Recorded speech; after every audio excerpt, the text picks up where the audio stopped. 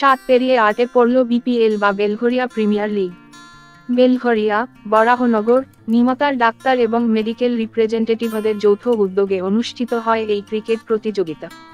গত রবিবার Belgharia athletic club প্রাঙ্গণে অনুষ্ঠিত হয় এই ক্রিকেট প্রতিযোগিতা। নির্মল মুখার্জি মেমোরিয়াল ট্রফি আয়োজিত বিপিএল এবছর 8ম বর্ষে পদার্পণ করল। এই দিন মোট 6টি দলের মধ্যে প্রতিযোগিতা হয়। দিনের শেষে বিজয়ী দল ফাইট ক্লাব এবং বিজেতা দল অ্যাভেঞ্জার্সের হাতে নির্মল মুখার্জি মেমোরিয়াল ট্রফি তুলে দেওয়া হয়।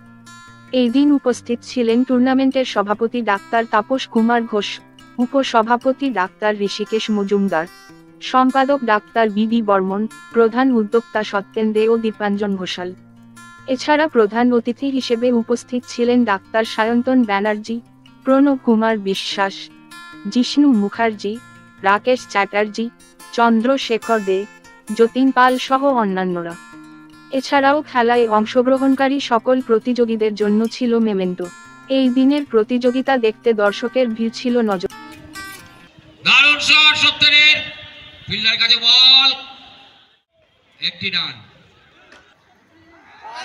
আর একটা দুর্দান্ত খেলার যে জায়গা, জায়গা লেখা ছিল ন্যায়মাত্রা বলের সঙ্গে লক্ষ্য।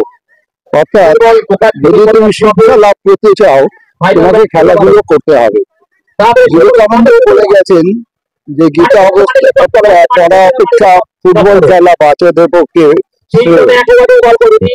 শরীর যদি ঠিক না থাকে শিক্ষা হয় না, সেটা একটা দিক গেল। কিন্তু এখানে যে ব্যাপারটা, এই ক্রিকেটের মাধ্যমে আমরা দেখতে পাই যে মেডিকেল রিপ্রেজেন্টেটিভ তার সঙ্গে ডাক্তারের যে প্রফেশন, এদের মধ্যে নিজেদের মধ্যে একটা মেলামেশা।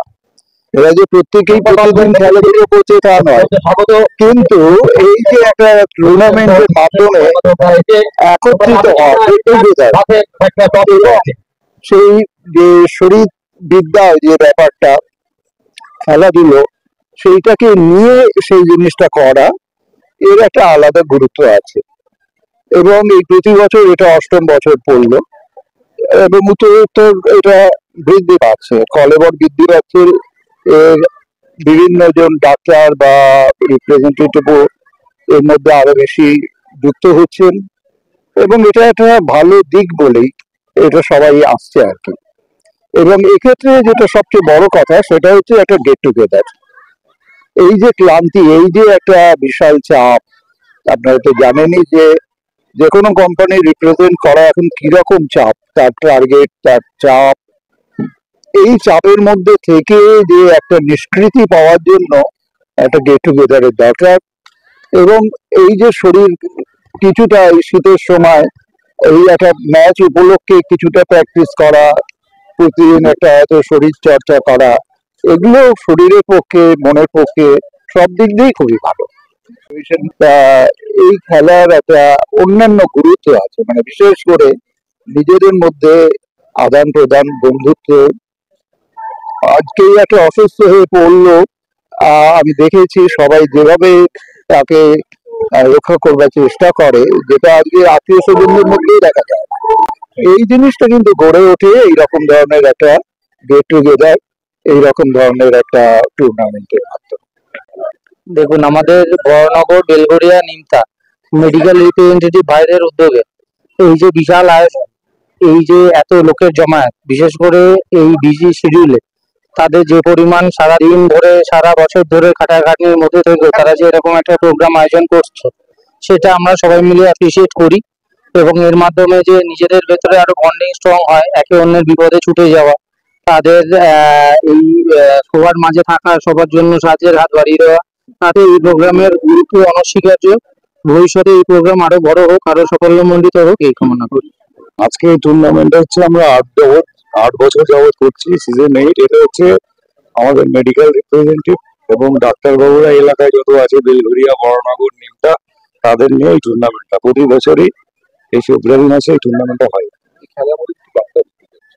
এই খেলার মধ্যে দিয়ে বার্তা দিয়ে যাচ্ছি যে আমরা শুধুমাত্র যে কাজের মধ্যেই আছি তা নয়, আমরা একটা রিফ্রেশমেন্ট চাই।